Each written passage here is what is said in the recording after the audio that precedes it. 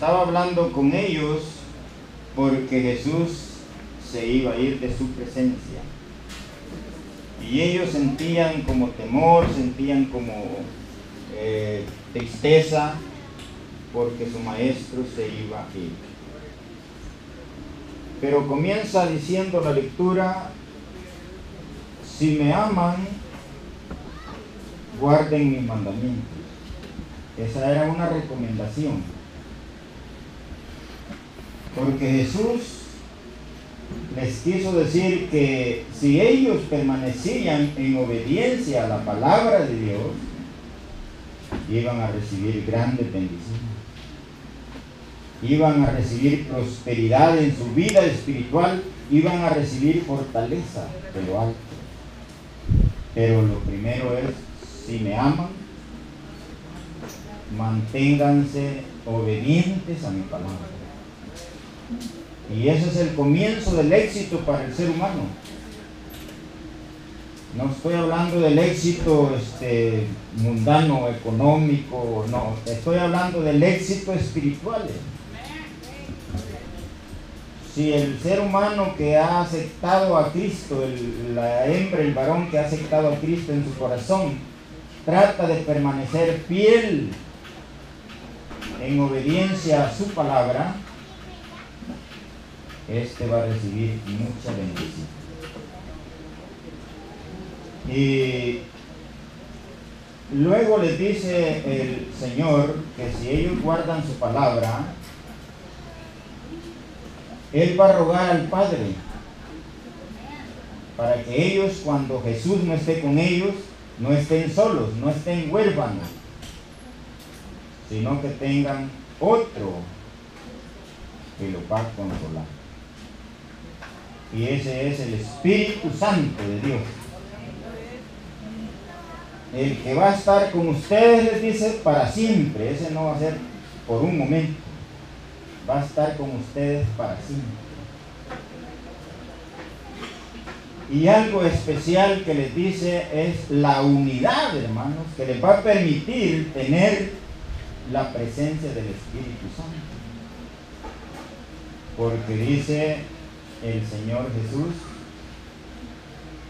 primero les dice: porque yo vivo, vosotros también viviréis. Y en aquel día vosotros sabréis que yo estoy en mi Padre y vosotros estáis en mí. O sea, hay una unidad, hermano. Esa unidad es la que debe mantener presente la iglesia en todos los tiempos, porque esa fue una promesa que Jesús le hizo a sus discípulos, y no era solo para ellos, era una promesa para todo aquel que quisiera seguirle en todos los tiempos. De modo, hermanos, que entendemos que la vida de cada uno de nosotros, apegada a la obediencia al Señor, que la vida de cada uno de nosotros como creyentes, unida a Cristo, unida a Dios, solamente se alcanza por el poder del Espíritu Santo que obra en la vida de cada uno. Si no es el poder del Espíritu Santo, hermanos, no puede haber unidad. Sabemos que el apóstol Pablo, en la primera carta a los Corintios, en el capítulo 12, él escribe en el versículo 12 y 13 que la iglesia está compuesta de muchos miembros y de diferentes miembros, pero que esos muchos y diferentes miembros forman una unidad perfecta que se le llama el cuerpo de Cristo. Y ese cuerpo de Cristo, hermanos, somos nosotros. ¿Y por qué es posible que esa diversidad de miembros, hermanos, pueda permanecer tan unida y tan fuerte? Porque si nosotros somos el cuerpo y Cristo es la cabeza, gracias, hermano, entonces se cumple lo que dijo el Señor: porque yo vivo, vosotros también viviréis. Quiere decir que la iglesia es un cuerpo vivo, porque la cabeza es Cristo y Cristo vive. Entonces la iglesia es un cuerpo vivo. Este ministerio del Espíritu Santo, hermanos, dio inicio allá en aquel día de Pentecostés. Porque sin la presencia del Espíritu Santo, los apóstoles, los discípulos que habían estado con Jesús, que habían visto sus maravillas, sus obras, aún estaban débiles, aún estaban indecisos, aún estaban temerosos, porque el hombre en sí solo nunca puede hacer la voluntad de Dios.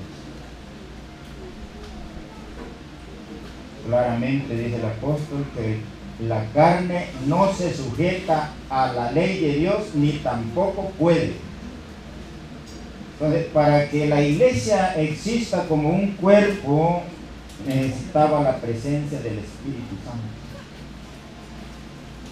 Cuando llega el día de Pentecostés, se derrama el Espíritu Santo en cumplimiento de una profecía, y ese Espíritu Santo, hermanos, fundamenta la iglesia en aquel instante, y la fundamenta en una base sólida, y aquellos discípulos que hasta ahí habían permanecido encerrados, temerosos ahí por miedo a los judíos, ahora salen, hermanos, con poder, con fuerza, y ahora pueden hablar con toda autoridad del señorío de Jesucristo. Esa es la muestra, hermanos, que sin el poder del Espíritu Santo, el hombre y la mujer no puede desarrollar la obra de Dios. Solamente por el Espíritu Santo. Que sin el poder del Espíritu Santo, la iglesia, hermanos, compuesta de muchos miembros y diferentes, solamente sería un cúmulo de problemas, de disensiones, de dificultades, porque el único que puede unirnos es el Espíritu Santo.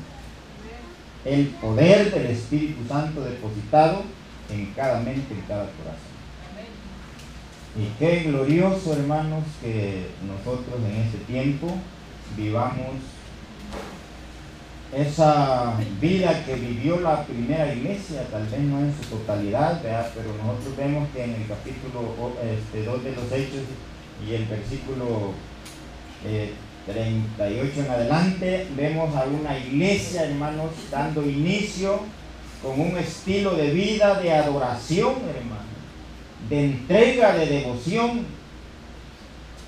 Es una iglesia que dice que la gente permanecía unida, unánime, permanecían practicando la oración, permanecían contentos, felices, participaban del pan, hermanos, de la comunión, y que todos los días dice que se congregaban, se reunían para adorar a su Dios, y no se cansaban, hermanos, de adorar a su Dios. ¿Por qué no se cansaban, hermanos? Porque no estaban en la carne es débil, la carne se enferma, pero el Espíritu está, dice, presto, hermano. Esa es la iglesia, ese es el cuerpo de Cristo, hermanos. Una iglesia que alaba al Señor con gozo, con alegría, a pesar de las circunstancias, porque hay muchas circunstancias difíciles en nosotros. Pero hay un poder que es más grande que esa circunstancia difícil.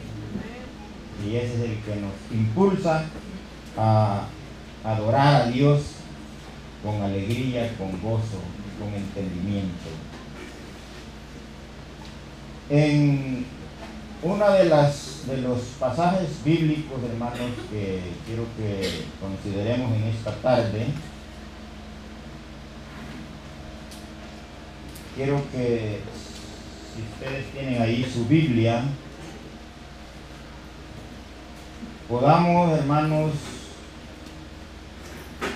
leer en la carta del apóstol Pablo a los Efesios. Vamos a leer esta porción bíblica.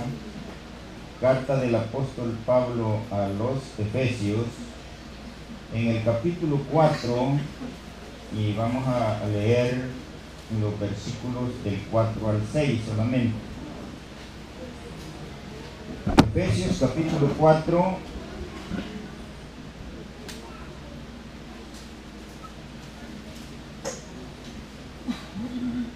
hay, dice, un solo cuerpo, el versículo 4, hay un solo cuerpo, un solo espíritu, así como también fueron llamados a una sola esperanza, un solo Señor, una sola fe, un solo bautismo, un solo Dios y Padre de todos, que está sobre todos, por medio de todos y en todos. Y este pasaje habla de la perfecta unidad, hermano. El Espíritu Santo, ¿qué es lo que hace, hermanos, en la vida de las personas? El Espíritu Santo, en primer lugar, es el que lo hace consciente, hermana y hermano, de por qué usted ahora es parte de la iglesia. Porque el Espíritu Santo es el que convence, es el que transforma, hermano, los pensamientos, las fuerzas, hermanos, de las decisiones